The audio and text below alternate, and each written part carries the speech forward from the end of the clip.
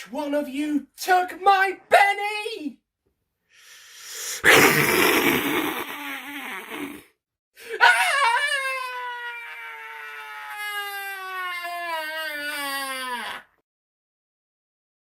The weather outside a few minutes ago to time of recording more or less basically represented my feelings about this episode. I would show you the weather, but it's not as bad now, so might as well just crack on.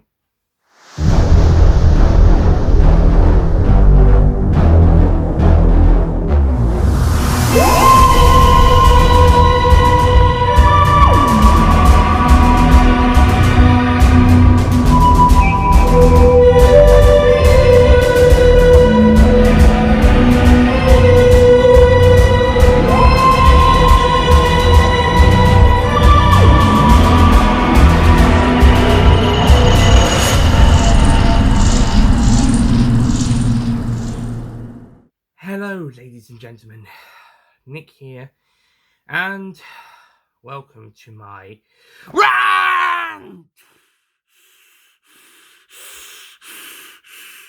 on Doctor Who. Why am I smiling? On Doctor Who, Series 12, Episode 3, Orphan 55. In all honesty, I'm more disappointed than angry. Fun fact, this is the first episode when I watched on broadcast, I felt this isn't working. I kind of had some sort of feeling with It Takes You Away, but I didn't feel like it wasn't working. I just didn't quite enjoy it as much as other stories I watched on a first viewing, and that may have kind of been part of why I wasn't so keen on it to begin with. But with Orphan 55, this is the first one where I knew it wasn't working. Other episodes, including It Takes You Away, I've usually thought actually it's better or worse than when I thought what I thought on the first viewing or the first couple of viewings. But Orphan 55, first viewing, I knew it wasn't working for me. And it actually kind of went up a little bit on the second viewing, but now on the fourth viewing, it's gone back down. Not only back down, but it's gone further. So, to a point that it's actually going to be a bit of a rant. So enjoy my first rant of the Jodie Whittaker era. I hope you not my doctors who should actually be banned from this channel are happy. Right, now go away. Oh, and whilst we're here, the toxic positivity group, the ones that are over positive about this one, basically the opposite to not my doctor. Don't hate me for this, please. As for everybody else, you're in the good group. You're basically in between. So, Orphan 55, the plot of this episode, sees the Doctor and her companions go to this luxury resort called Tranquility Spa. However, it turns out Tranquility Spa this particular one is on a orphan planet, Orphan 55 to be precise. And the locals of this planet, called the Dregs, are trying to get into Tranquility Spa to basically cause havoc and kill lots of people just because they're mindless creatures. To be honest, they're mindless creatures. They just kill and not really do much else. Actually, they do have a bit of fun with some of their kills, but in all honesty, there's not really much to them. So they basically just invade Tranquility Spa and just fuck around with everybody for about 15 minutes. And then after dealing with the Dregs, the Doctor and basically every supporting character who's not dead yet go off to try and find a supporting character who has been taken by the Dregs, and they try to rescue him, only to fail in that, and they all have to get back to the Tranquility Spa, with some of them not making it. And when they do get back to Tranquility Spa, they've got to fend off the Dregs in order to get the teleport working, in order to get as many people off Tranquility Spa and away from the Dregs. And they realise that Orphan 55 turns out to be Earth. In a possible future, in Aid's possible timeline, Earth becomes this orphan planet called Orphan 55, and the Dregs are humans who are then mutated into carbon dioxide breathing alien, well, not aliens, creatures, mutations. And that's basically the plot of Orphan 55. Doesn't sound too bad, but the way it's handled is just disappointing.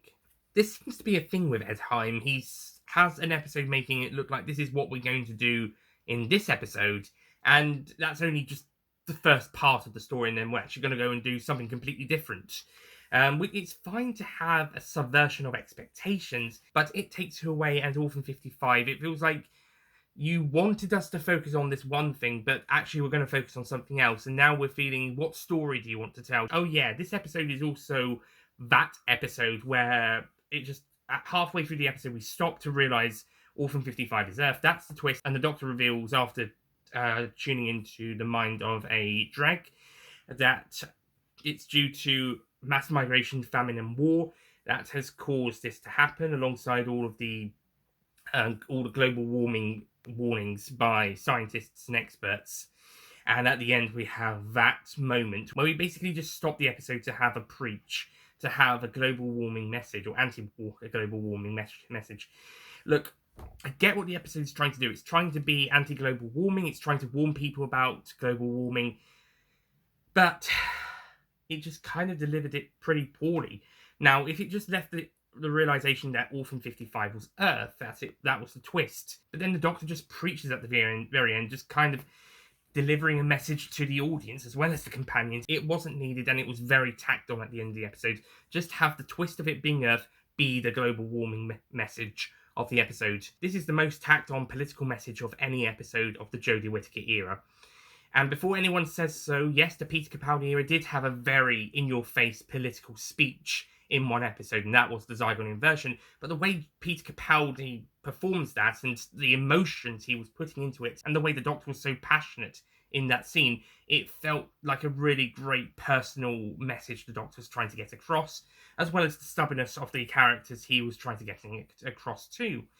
In this episode, the Doctor doesn't really have as much passion or personal engagement into what they're trying to say. It's basically just them giving a warning, but it's not really from the heart as much as the one from Inversion, at least not from the performances anyway. The same with the writing as well. It doesn't feel like it's from the heart. It just feels like got to give them a warning, as opposed to, I really need to stop them. And I feel like that's why the Zygon Inversion speech is better, because it's actually coming from the heart of the character, as opposed to just giving a general warning.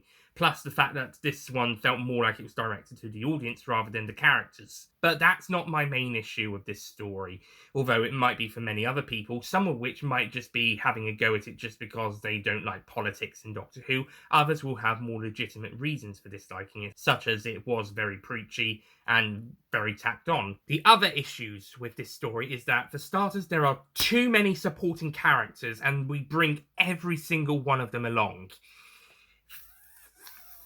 Okay, it's fine to have quite a few supporting characters in a story, but do we need to bring every single one of them along when looking for one of them who's taken by the dregs? But do we need to bring all the others along? I mean, it makes sense for the Doctor to go with Kane, the security woman, and Worm, his security guy, as well as Wilma to go, because Wilma was the girlfriend of Benny, the guy who got taken, and I could also see Yaz going with the Doctor. But everybody else would probably stay behind at Tranquility Spa and try to fix everything.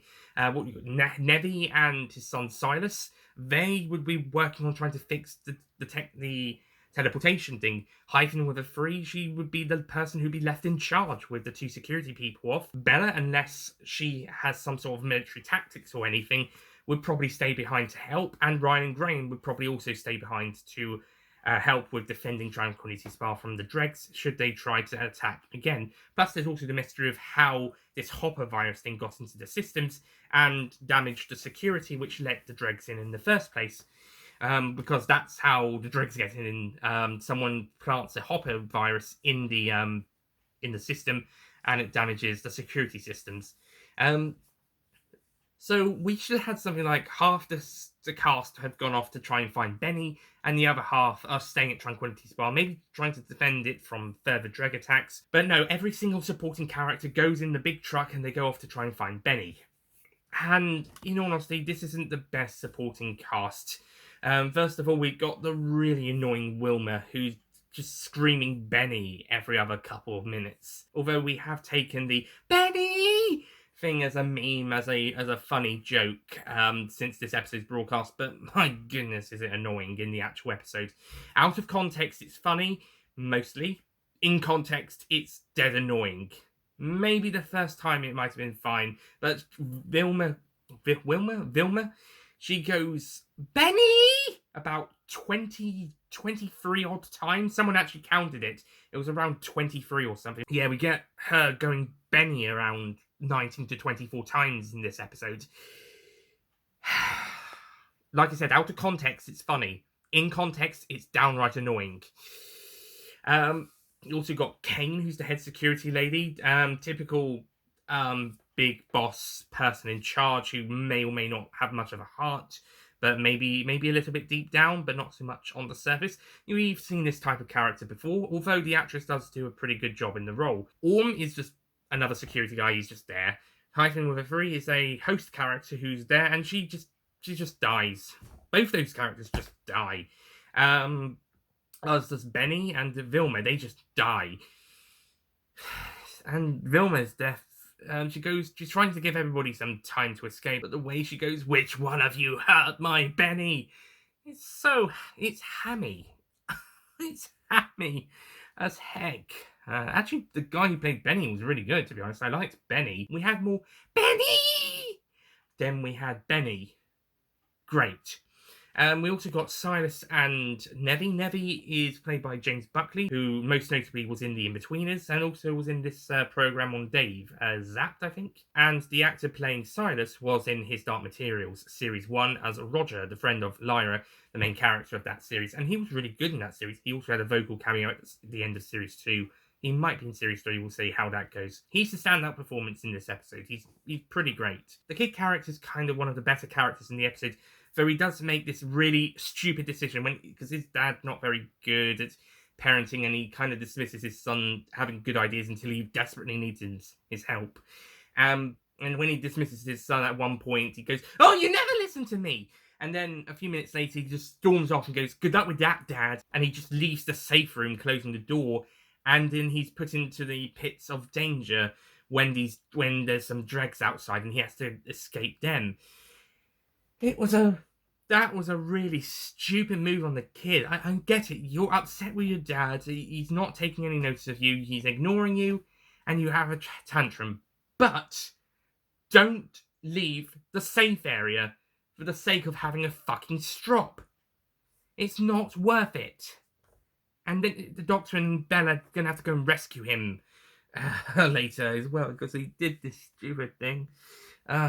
Silas is a pretty smart character up until that point, and then he just goes off and does something stupid. Characters are just doing stupid stuff for stupid reasons in this episode. And finally, we have Bella, who turns out to be our main villain of the episode after the dregs. She turns out to be the one who sabotaged the place so that she could get back at her mum, who turns out to be Kane, and a estranged daughter and mother, and Trixie Bell wants to bring down everything Kane built. However, she reveals this at the really most inconvenient time, when they've just escaped from the dregs, and Bella just pulls the gun out on Kane and is prepared to shoot her. Seriously, Bella, right now, when we're on the run from the dregs? Or did you think just shooting Kane here and now for the dregs to come and get her was your plan? Or was this really? Look, I understand that your mum kind of left you and your dad, who died recently, and went off to focus on her work, but even so, there's a time and a place for a family argument. And Kane does say that she was trying to build all this place up for her daughter, but she didn't really kind of explain it. Again, that's not new to media, but it's just done pretty poorly this episode. It's just handled so well. It just feels like it comes out of nowhere. Maybe it still would have worked if we just stuck on the Tranquility Spa, or separated the characters, as mentioned earlier, and have half to go looking for Ben and the other half stay on Tranquility Spa, and then halfway through the episode, Bella reveals it was her all along who damaged the systems, and she starts trying to destroy the place whilst the dregs are coming in. That would have made just as much sense, and maybe even better. And that's it for supporting characters. There's quite a few doing stuff in this episode. And like I said, I think half of them should have stayed at the spa and tried to defend the spa. Maybe you can still have one or two of them die there. It's just that they're at Tranquility Spa rather than in the Wasteland. I also have to say this is one of the less impressive looking episodes we've had in quite a while. Not just in the Whittaker era, but in quite a while. This is one of the weaker looking episodes. Apart from that big wide shot of Tranquility Spa on the planet, and quite a bit of the Tranquility Spa stuff looks really nice, but when we're on the planet, it does kind of look a bit dull. That might be the point, because this is an orphan planet, there's no life left, etc. But even the camera movements and the way it's directed and handled after the 15-minute mark, which is when the stuff on Tranquility Spa starts to stop and we start to go outside. After around 15 to 20 minutes, we then head outside and it starts to look less impressive. It starts to look pretty dull and it's not very visually impressive. Many episodes of Series 11 and the first 2 episodes of Series 12 look like they could be shown in a cinema. As I mentioned in the previous review, Spyfall could easily have been 2 episodes that you could have shown in the cinema. It could have been a 2-hour movie. And to go from that to this episode where it just looks like it's a bigger budget classic series episode is just, it doesn't feel right. And I'm being all serious in the fact that it's a bigger budget classic series episode. Some of the costumes and the clothing and the hair and makeup designs of this story make this look like a bigger budget classic series story. Heck, even the classic series could pull off some better designs than some of these creatures. And the dread creatures, they don't look very good. I get they're supposed to be mutants, but they just don't look that great. And the way we're introduced to them, oh, I have this thing where I hate really quick edits of random shots and stuff, and we get quite a lot of quick shots of different parts of the dregs, and it just goes flying by quickly in a few seconds, and we don't get a proper look at them just yet, and it just feels awful. The next episode does something similar at one point, but we're at least able to see what we're supposed to see in those shots, whilst here I could barely tell what they were looking like, especially on the first viewing when I wasn't really sure what they looked like. I wasn't able to tell what these creatures look like from these stupid shots and these stupid edits. Just show the bloody things. And if it's trying to be scary, well, 1, it doesn't work, and 2, it would be more effective if they actually showed the creatures being scary, as opposed to just showing random parts of them. Not in that way. Not in that way. I mean, in like just random shots of them left, right, and center of the angle. It's a fucking mess. And on top of all of that, it's a dull story. The Tranquility Spa stuff was interesting, but it was over way too quickly, and then the rest of the episode dragged. Great. So the good stuff was over too quickly, and the bad stuff dragged. Fuck this episode. So overall, Orphan 55 is a bad episode. This is the first episode I would actually say is bad from the Jodie Whittaker era. I would actually flat out say this is a bad one. Episodes from Series 11 and other episodes from Series 12 that maybe I'm not so keen on, I'd still say they're at least passable. Even Saranga Conundrum, that was a bit dull, but I could still had some enjoyability in some places. So I would still say that was meh, okay, alright, passable, but Orphan 55 is the first episode of the Jodie Whittaker era I would outright say is bad, and it might even be the only one. If it's not the only one, well, it's certainly the first one. It's just absolute mess. What the heck happened with this script? And Lee Haven-Jones, who did a fantastic job directing Spyfall Part 2 and would also do a brilliant job directing Revolution of the Daleks, but this episode, he doesn't do a very good job in the directing, and it's mainly due to this episode why I'm not so keen on Ed Hine coming back to write for Series 13, which he is doing. I would say 3 strikes and you're out, but I kind of liked it takes away a little bit more on the most recent viewing, but I still had my issues with it. But this episode is just a fucking mess, and I can see that they wanted to get an environmentalist, anti-global warming message across, but the way that was done was pretty poorly handled, and as a regular science fiction story in Doctor Who, it was bad. Even without the environmentalist message, it's still pretty bad. So I will be giving Orphan 55 a 4 out of 10.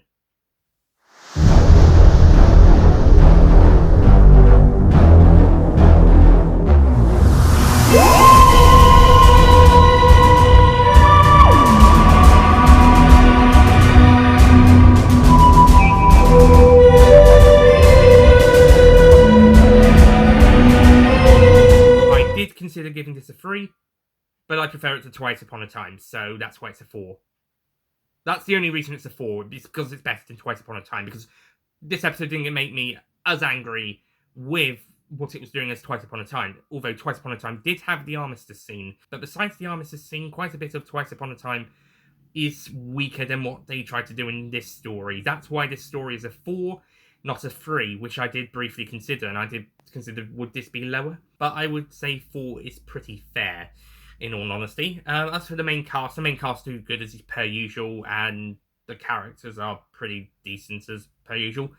Most notable of the main characters would probably be Ryan, because he has a bit of chemistry with Bella, and there's some good stuff between them. And there's a couple of funny stuff, like when the Doctor goes to confront Hyphen about the Hopper virus. There's a funny bit there. But besides Brian and Bella's interactions with each other, there isn't really any standout moments for the main characters after we go outside looking for Benny. There's a couple of funny stuff inside Tranquility Spa, but that's really about it. Besides the aforementioned Ryan and Bella moments that take place after they go outside Tranquility Spa. So that's my revisitation review / rant of Orphan 55. Thank you for watching. I'll see you guys next time for a much better episode, Nikola Tesla's Night of Terror. Jesus, I need that episode. I'll see you guys then. Goodbye.